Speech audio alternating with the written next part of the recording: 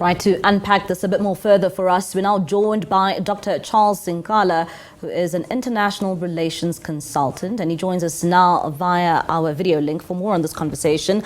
Dr. Sinkala, thank you so much for your time this evening here on SABC News. Now, a number of efforts are being made to find meaningful and lasting solutions to the issues facing the Eastern DRC, and of course, with SADC as well as the EAC meeting over 2 days. Maybe give us your takeaways from the first meeting that took place today.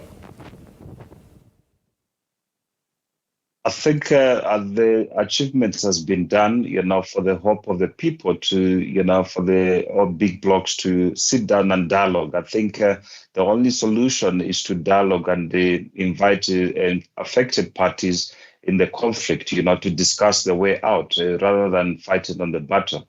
Some strides have been made, but it's unfortunate that, there hasn't been any traction other than speeches after speeches talking about peace.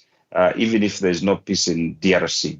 And I mean, you touch on a very important point here, saying that, those involved in the conflict should be brought to the table. And I ask this, the likes of the M23, are they part of these conversations? And how important should they consist in terms of the conversations underway? Yes, they're quite important in terms of the discussion, but one must also understand that it's an organization which is a rebel militia group, those who are not even recognized even within the DRC and outside the DRC, and legitimizing them to be part of these meetings to conclude the peace might just be, recognizing them as an official, opposition of the Democratic Republic of Congo. But it would be good as well on the side, for them to be invited and hear their demands. But Congo has been infested by civil wars and many others. We can't forget the Congo War. We can't forget as well the coup d'etats in 1961. So the dysfunctional government of the Democratic Republic of Congo has, to the large extent, exacerbated the escalation of military, as the government cannot provide peace and security for its citizen, and it is inviting from military support from either regional blocs, countries such as South Africa, and including mercenaries who are there. That's why the situation is out of hand at the moment. Do you anticipate successful talks? I mean, we still need to see the summit take place again tomorrow, particularly when it comes to the solutions which are on the table so far. And I speak about, the Nairobi process as well as the Luanda process.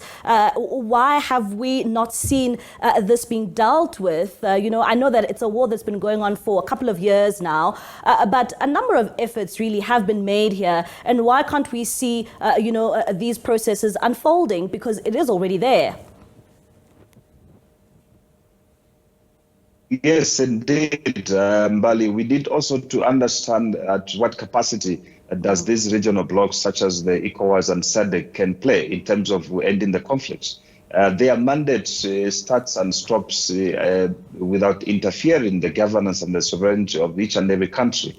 Hence, they merely recommend to countries and they pray that the countries shall stop the fighting in terms of the civil wars. We can see already that these regional organizations are slowly or fastly losing the battle in terms of the influence on the continent. As we can see in the western part of Africa, Niger, Mali, and Burkina Faso dumped their regional organization because of lack of representation, and as well as not, providing what they were supposed to provide. But we remain hopeful that such meetings must be not only be discussed in the dining on the table, rather, but it must be physically be enforced so that the escalation of military support should stop. Instead of sending military escalation to war-torn zones, which exacerbates the infighting, but they should supposed to send, probably churches to go and pray, or other people who are unarmed, to go and sit down and dialogue with these war-torn conflict zones. Maybe you can just paint us a picture in terms of the humanitarian crisis currently underway in Congo. I mean, this is something a number of reports have come out, and in terms of how people are living, particularly in the eastern DRC, how severe and dire is the humanitarian crisis right now because of this war? It is quite sad indeed. A lot of people has been displaced. More than 7 million people have been displaced over the last 10 years, and they continue to be displaced due to the infighting and being in the battlefields. There is no human rights as we are speaking, as people can be killed anytime by these rebels and without any consequences. And the efforts to go and provide them either shelter, food, or clean water has been also been difficult because it's a war-torn battlefield.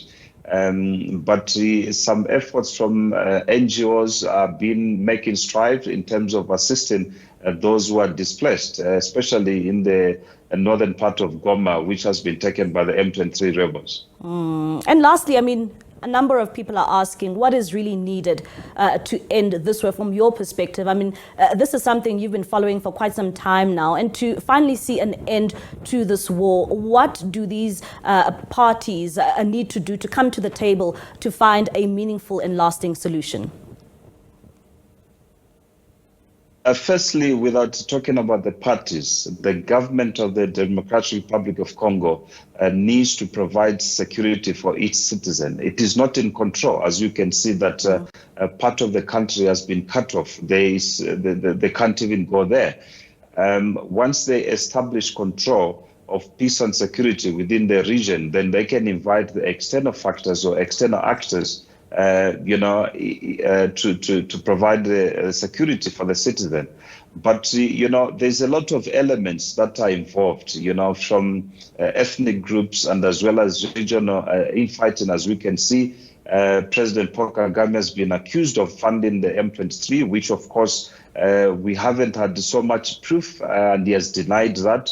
And I'm sure President Tshisekedi needs to dialogue with his counterpart, and see what demands they want. And I'm sure they should resolve in terms of moving forward. But ethnic wars are very difficult to stop because there's a lot of moving goalposts.